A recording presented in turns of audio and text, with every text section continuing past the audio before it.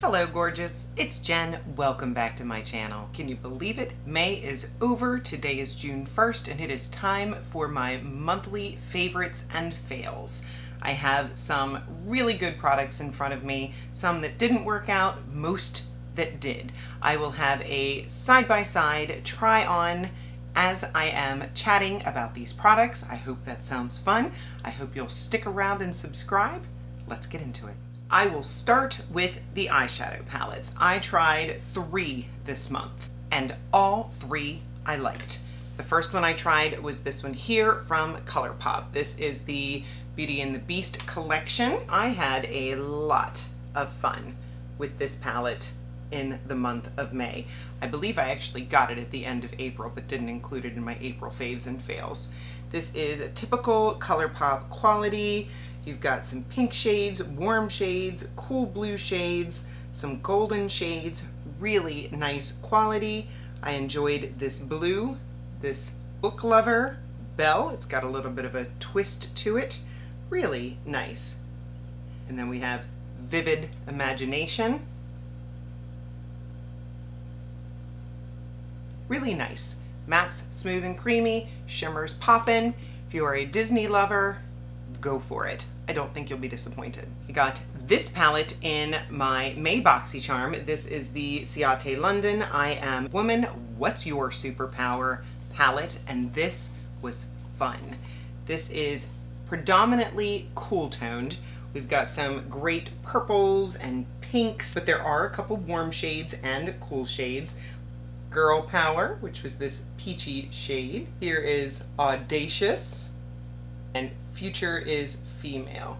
The swatches, I'm telling you, do not show up super well, but this is a really pretty palette. I definitely was able to build up the shades on my eye, and you know I like a popping shimmer, and this one did not disappoint. If you can find this on the BoxyCharm pop-up or drop shop, I would definitely pick it up. Full price? I think you can get better quality at a less expensive price, but this is still a very nice quality palette. Number 1, definitely in quality, and what I am drawn to lately is this one here from Morphe. This is the Morphe Rich and Foiled Going Platinum eyeshadow palette. And I know I'm going to be reaching into warm tones, most likely more towards the summer. But right now, cool tones is where my heart is at. This one just has some gorgeous shades in it. This center shade boasts that you can put it on wet to get an even brighter effect, and it did happen, but truly with your finger you will get enough. There are some gorgeous shimmers in here. I played with this palette so much. It is not truly cool toned. If you look right here, this one's cool, but the rest of it is really very neutral. We've got Stone Cold Rich, Champagne Excess, and Moneymaker is my favorite. This one is Champagne Excess. We have Stone Cold Rich, such a pretty deep taupe, and then my favorite, Moneymaker. I just love that shade, and it does look a little bit warm on my hand. And then of course the Going Platinum. I put my eye look together today and I couldn't stay out of this. It's just so pretty. Look at that. I started my look today with this Tauperazzi. Then of course, all over my lid, I put Moneymaker. I couldn't help myself and put the Going Platinum right in the inner corner. And then a little Jetworth on the very edges, just to deepen it out. Beautiful palette. I would love to have all 3, or at least the gold one. Let me know if you've tried it and you love it. I know some of you already have, but if you haven't checked this out, definitely. In the liner category, I tried 2 from L'Oreal and 1 from Defiance Beauty. The pencil eyeliner that I tried from L'Oreal, this is their Infallible Gel Mechanical Liner. It's a really nice liner. I am still failing in my attempt to find a liner that won't transfer from the upper waterline to the bottom waterline, but it goes on well, it stays on, it's got the smudger, which I prefer. It's good. And then for the 2 liquid liners, this one I got from BoxyCharm. This is Defiance Beauty. It's a very modern design and truly a very nice inky liner that does not run. It goes on the eyes well. I have no complaints for this one, but the one that I do truly prefer is this one from L'Oreal. This is the Flash Cat Eye Infallible Liquid Liner. And this, I just think, is a really nice idea if you struggle with wings, because it's got this little stencil that you could use. And you just line up the stencil. Now, my tip for you would be to make sure that this bottom part here is lined up with the bottom part of your lash line, because you want that line to be lined up correctly. And then you just fill in the spot, and when you pull away, the liner has made a beautiful wing that you can just fill in, and I really like it. This one did perform a little bit better than the Defiance Beauty when I had glitter on my eyes, a lot of eyeshadow on my eyes. This one seemed to glide on a little bit easier, and I have not noticed it move at all. And this piece just clicks right back in there so you don't lose it. Let me show you a swatch of this one. Pretty. Queen Musia sent me some products in PR that I am so grateful to have tried. This is the first one. This is their 2053 mascara, and what I love about this company is that they have stunning packaging. This is a beautiful color, it's soft touch, it is heavy, and the mascara is good. Is it my favorite formula? I have to be honest and say no, it is not. It is a very, very wet formula. It takes time. You have to let the layers dry before you go in with another layer. I am happy with the results that I got, but it took me a little bit longer than I would prefer that it had. I did not notice any smudging or flaking with this mascara. If packaging is what you love, this is a good mascara for you. In the primer category, I did try two. I tried this one from Dr. Brandt. This is the Luminizer Primer. This I got in my BoxyCharm, and this, it's not for me.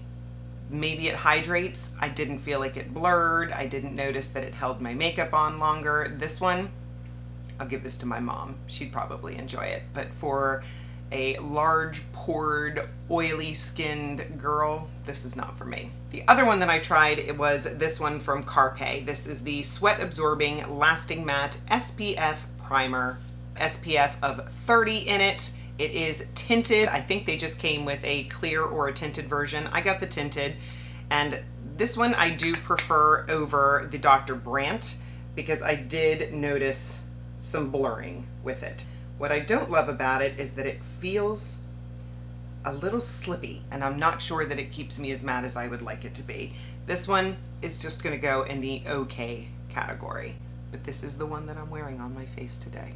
And this might be a contender for what I take to the beach. Let's move into foundation. I tried two new foundations this month. This one from MAC. This is the newly reformulated MAC Studio Fix Fluid Broad Spectrum SPF 15. This is a 24-hour matte foundation and oil control. I've always wanted to try this foundation, and then when they reformulated it and put a pump on it, they had me. I had to get a new shade though. The first time that I used this, it was too dark. So right after that video, I picked up N6, and this seems to be a much better shade match for me. I also was pulled into the hype of this Tear foundation. This is a Japanese cushion foundation that was all over social media. Thank you to those that told me that there was a mirror here with a plastic coating on it. Here we go, here we go. I was complaining that the mirror was crap. That's because I didn't know it had a plastic coating on it. Thank you, and the mirror is nice. I stand corrected. My thoughts on the foundation are that I like it, but it's not going to be a tippy top favorite of mine. What I like about it is that it really goes on, I want to say like a mask, but in a good way. It really covers when you put it on, but you do have to be careful because it can look heavy really fast. So you have to make sure that the sponge is completely covered, but not too heavy. It's a little fussy. I put it in and then go in and pat, pat, pat. It dries a little bit fast. And the problem is it can look heavy. If you're too light-handed or not fast enough, it can look patchy. And I was looking at my face in the mirror last night. It had been on 12 hours, I'll give it that, and it had broken up all around my nose. What's good about it is that it's super lightweight and breathable. It doesn't feel heavy on my face, even though sometimes it can look heavy if I put too much on. I think it has a learning curve. Once you learn how to use it, it can look pretty good. But this one, is it gonna be one of my top 3 foundations? No. But is it good enough to stay? Sure. The foundation that I have on my face today is this one from MAC. This one won out. I used this on the prom makeup for one of the young ladies that I did, was it last week or the week before? It just looked flawless on her skin. I like how thin this is. I like the smell of this. I like all the things. It wears well. A perfect foundation for me. If you want light, long wearing, not too shiny, this is it. In the powder category, I brought back the Maybelline Fit Me in Fair. I had another shade of this in my collection. I bought a new one because I was already picking up a new product from Maybelline that I'll get to in just a moment. I'm glad to have it back. I set under my eyes and just dusted around my face with this today. Truly the best loose setting powder at the drugstore. It was a month of new blushes. I got this one from BoxyCharm. This is the Miss Fame A+ for packaging. I love the cardboard opening up. It does have a little mirror on the bottom, and then it has a cream and a powder shade of blush. And this is very nice. I have a feeling that I'll get a lot of use out of this in the summertime. The cream one looks like it's a little bit more matte. The powder one has a little bit more shimmer, but not too much. I think this is nice. In the drop shop, I picked up this from Persona. This is the powder blush in Caramel. It's called the Super Blush. And this, really nice. It's a pretty dusty mauve. I do like the texture of the blush. It goes on very blurring and nice. Doesn't overwhelm me with pigment, but I also don't have to put 10 layers. It's a really nice blush. I expected it to be nice, and Persona didn't disappoint. I would like to try more from this brand. Tell me your favorite Persona product. I picked up 2 Buttermelt blushes from NYX. The bronzer, these new products are all the rage. This one is All the Butter, and this one is Feeling Butter. These, I enjoy them, but I'm not sure they're gonna be a tippy top favorite because it is very easy to go overboard with these blushes. This one I prefer more than this one. The All the Butter, it looks like it's purple, but it's not. It's more like a bright fuchsia shade. But you see how pigmented that is. You have to be really careful, but this one does look really pretty with a cool toned eye look, and they do last a very long time. These blushes do not fade. Now, the Feeling Butter I have struggled with. It seems to go on a little more patchy. The shimmer overwhelms me. This one I am not reaching for, and this one may go back. I've tried and tried and tried, and I just never love it when I put it on. Another disappointment was this one from Laura Geller. This is the Baked Blush and Brighten in Sunswept. Same sort of thing, just too much shimmer, and I don't love the shade. It's got pretty marbling in there. I've not given up on Laura Geller because I hear so many good things, but this is just a little more of a bronzy shade and a little too glimmery. I won't use it. And the blush that I have on my face today is this cutie from ColourPop. This is the Mrs. Potts Pressed Powder Blush. I believe this is on sale right now, either on Ulta or on ColourPop's website.